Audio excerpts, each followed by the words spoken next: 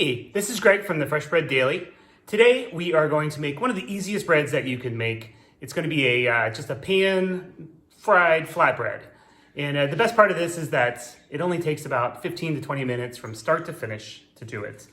And it doesn't use yeast, it doesn't use sourdough starter, it uses baking powder as your leavening agent. So this is a perfect bread to get started with if you aren't used to making bread. It's also a great recipe if you're crunched on time and you want some bread to go with your soup. It's a good recipe if you're looking for a vegan recipe to do with bread. Sometimes there's eggs, sometimes there's butter. We can do it without any of that today. So we're gonna start off. I have 2 cups of flour, just regular all-purpose flour in my bowl. To that, I'm gonna add a teaspoon of salt. Then teaspoon of sugar, and then to that we are going to add 1.5 teaspoons of the baking powder.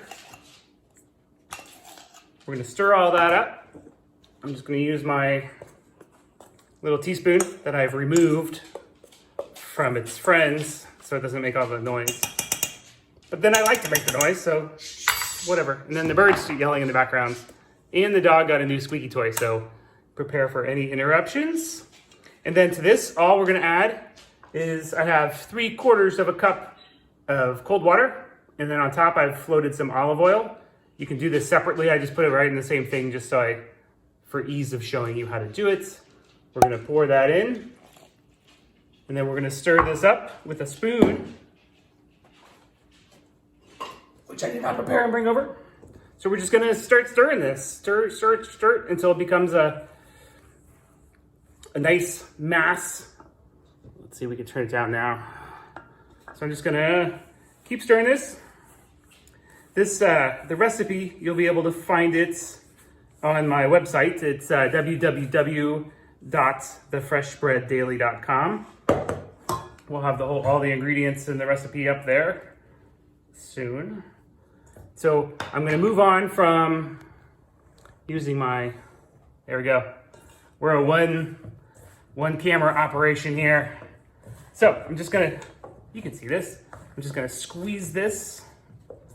Keep squeezing with my hands until it starts coming together. And then I'm gonna move the pan.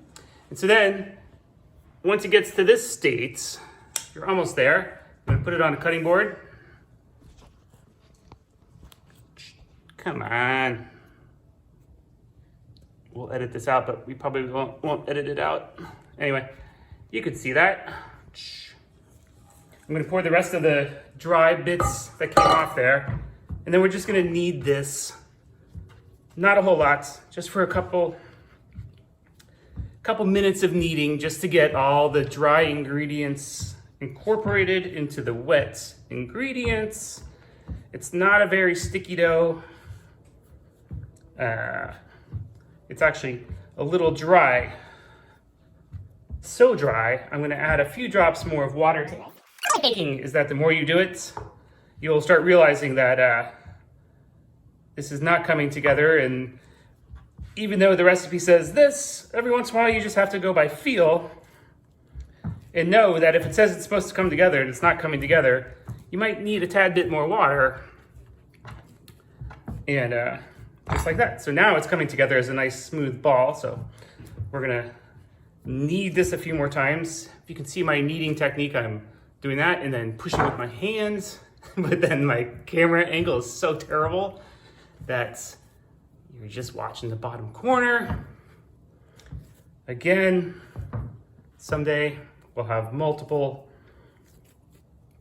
cameras, overhead cameras, lighting, all that. No birds in the background, no dogs. But right now, this is what we got. So now I kind of got this rough ball. It's all together. I'm gonna just use the same dirty bowl because it's just flour. It's the same ingredients, so why not? We're gonna put this in here and then cover it with a towel and let this sit for about 10 or 15 minutes. Then we'll come back and we'll do the next round. All right, the dough has been sitting here resting for about 10 minutes. It doesn't look any different than it did before, but what that rest did was gave the flour in here a little time to soak up all the water. It gave it a little time to form some of the gluten that's gonna hold your bread together. But again, it didn't rise, it doesn't look any different, but things happened. All right, so next step, super easy. We're gonna take, this is just my bench knife. You can use a regular knife, you can do whatever you want. We're going to cut this into 6 triangle wedges. Doesn't matter unless you're, I don't know, doesn't have to be perfect, but try to make them at least equal so no one complains that they got the small one at the end. So we're gonna take each dough ball, we're sort of gonna push it in on itself like that. Like stick your thumb, hold the outside, stick your thumb through the middle, kind of just knead these a tiny bit more into a ball. Flatten it out a little bit. Then we're gonna put it on our cutting board. It shouldn't stick to your cutting board, but if it does stick, you may need to add a little bit of flour, but don't add too much flour because it gets hard to roll this out if there's too much flour because it needs a little tension to stick to. So just gonna take my rolling pin and we're gonna roll these out into a round shape. Doesn't matter if it's not round, but if you're gonna use a round pan, it helps if it fits the pan. So if you have a bigger pan you're using, by all means, make these long and skinny. So this is what we're looking for. We're just gonna roll these out into, you know, very thin pancake thickness rounds. And we're gonna do this to all 6 of them. I'll do one more while you're here. So show that again. Just sort of sticking our thumbs and twisting the outside onto the inside, which is really just stretching out the dough a tiny bit more, making it a little stronger. And we're gonna flatten it out. This is very complex folding here.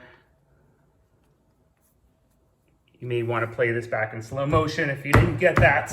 We're gonna smash it down and we're gonna roll it out.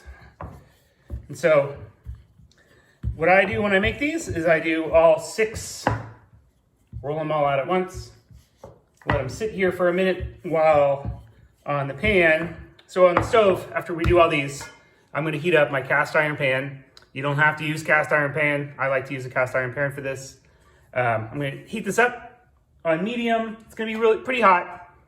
So medium to medium high. A little bit of oil in here. You could use bacon fat if you wanted to have some bacony flavor, but I said this was gonna be vegan, so let's stick with the olive oil. Just enough to coat the pan, and then step on over and I'll show you what we're gonna do next. Okay, so we're experimenting with this new angle today, which is putting the camera on the stove. But we're gonna do it. We have our cast iron pan heating up here. This angle really accentuates the belly. Okay, we're going to add some olive oil to this pan. It's already heating up. I'm going to take one of our pancakes that we made and we're gonna drop it in. We're just gonna sit this in here. You can see it already starting to sizzle. We're just going to cook this for about 2 minutes per side. You'll start seeing it'll rise up a little bit, but it'll, you know, it's a flat bread, so it's gonna stay pretty flat. One thing I didn't mention earlier was that I roll them all out on the cutting board. There's 6 of them. By the time you get to the 6th one, the first one will kind of have shrunk back down a bit. So I roll them out, lay them out, and then when I'm ready to go, before I throw it into the pan, I'll give it another quick roll with the rolling pin before I throw it back in there. So we're just gonna let this sizzle and schnizzle while it's cooking that underside. And hopefully I'll figure out how to do a fast forward, boop, boop, boop, boop, boop, boop, and then boop.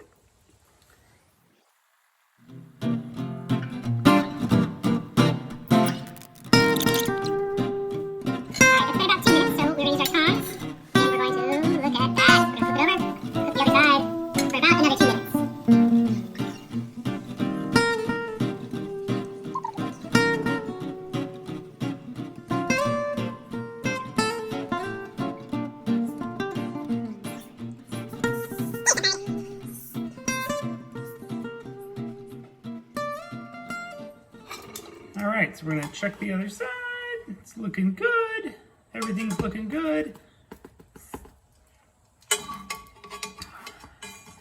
Do a little more on that side. We can press down on the parts that aren't necessarily getting browned, but it's all cooking, so you don't really have to do that. It's just if you want it to kind of be a little bit brown all over. So what we're gonna do next is we're just going to continue. We're gonna do the other 5, but I'm not gonna do those on screen. So to finish these, put them on your plate. I like to sprinkle them with a little salt. You can also sprinkle them with or brush them with garlic and butter right before you serve it. It's a delicious way to do it. But now I'm just gonna add a little more oil to the pan, and I'm gonna do the other 5. All right, so there you have it. We have flatbreads with flaky salt in about 15 minutes. There's probably not a faster bread you could make that tastes so good. What are you gonna do with these? You can do countless things with these. You can just watch this. Get the steam coming out of there. You can take one of these guys, put some tomato sauce on it, put some cheese on it. You got little pizzas. You can take these guys, you can break them apart. You can use them as a dip. You can take these guys, you can put almost any topping you want on there. You could put a little cheese, you could put figs, you could put, make a bruschetta out of these.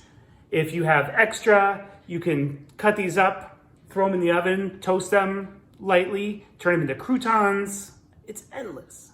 And it took just seconds. So if you want this recipe, go to my website, www.thefreshbreaddaily.com. You can also find more things like this at my Instagram page. Same thing, The Fresh Daily. The Fresh Bread Daily. Not The Fresh Daily. The Fresh Bread Daily. Thanks for watching.